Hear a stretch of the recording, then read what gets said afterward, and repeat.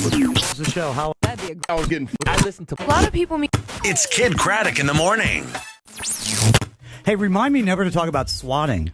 Why? You know what swatting is? Yeah. Yes. Swatting is this new, horrible, disturbing trend where idiots call 911 and say, come to this celebrity's house. I just heard shots fired, or I'm in the house, or whatever.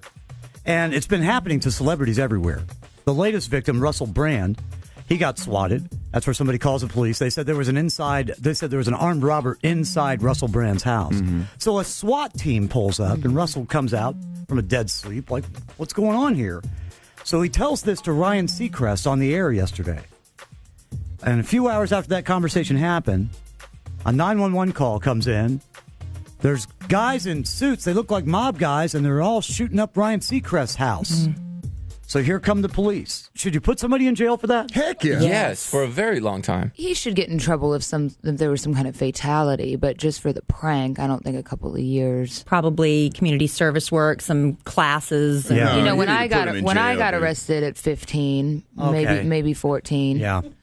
You know, just going to juvie for a few hours was Scary so enough. disturbing. And then I did community service all summer that I never did anything Right. Yeah, but you're not doing anything over the top like these kids. When I got busted for shoplifting at 13, because we were in a sporting goods store, and Mike Bell thought it'd be really funny to take a golf club that was in a little envelope, a golf club, and slide it into my back pocket when no one was looking.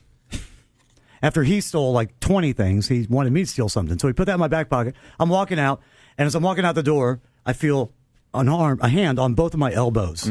Two different people, one on each side. They pull me back. Like, hey, and they reach into my back pocket and they pull that out. And I was like, you planted that on me. I didn't take that. You know, and Mike had already gotten popped like the same time. So I couldn't talk to him. Yeah. So I just said, hey, how unbelievable is that story? Yeah, somebody put it in my pocket. Somebody put it in my pocket. Oh, no. I'm like, but maybe it's more believable. It's that guy you're interviewing in the other room. He put it in my pocket, and look at all the stolen stuff he's got. Yeah. And he finally admitted it. Yeah. But I had to go to juvie. And you're right, Jenna. It's not a fun place. It's Juvie or jail. If you go to it, you're going to learn something from. But there's kids that wouldn't. Sometimes if it's this big, where it's the police department, the SWAT teams but involved, I was innocent. helicopters. I was innocent, JC. I was innocent. I went on a hunger strike. Yeah. I went on a hunger strike. I was only in there for I think 18 minutes. But, man, I was so hungry when Yeah, you probably tore that little food machine up when you got out. Huh? The things you see, you know, the severe crimes that some kids will be in there for, and you just go, I was like, gosh, I was just, you know, underage drinking, which is really against the law, obviously. But, you know, the girl sitting next to me had gotten in a knife fight, and it freaked me out so much that I'm like, gosh, I'm never going to do anything wrong, or I'm at least going to hide it better. They put me in a holding cell with 4 other people, and immediately 2 of them, right when I came in, 2 of them got taken out. So it's just me and this girl with this crazy fro, and this girl was the honey badger.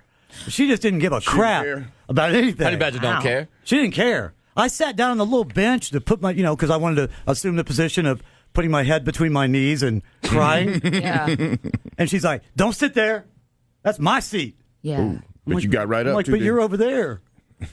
Did I say that was my seat? Okay, sorry. Where would you like me to stand? I'll stand over here. This one guy, but we've all been to jail. This one guy. Sounds like it. I was there for 8 hours. I was there long enough for. What was the charge? Come on. Hot check.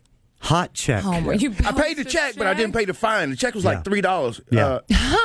You go to $3 hot check. What was the fine on a $3 check? $75. Yeah, Oh, my course it is. goodness. So it was the principle of the thing. It's still a hot check. Oh, they came and picked me up in a Cutlass. It was like 5 white men. I said, "This is a $3 check." And it was just like cops. Why'd they have a Cutlass? I don't know. It was just Was it a police off-duty. car? Yeah, it was off-duty cops' car. Yeah. So they came and picked me up, 5 white guys, and it was just like cops because I didn't have a shirt on. Yeah.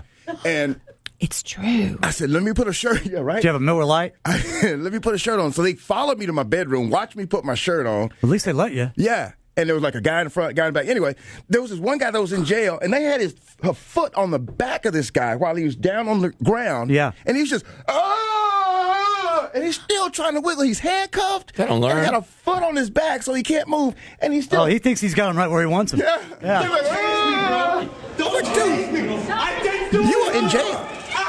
To the highest degree of jailtivity. Never went back, though. Oh, don't tase me, bro.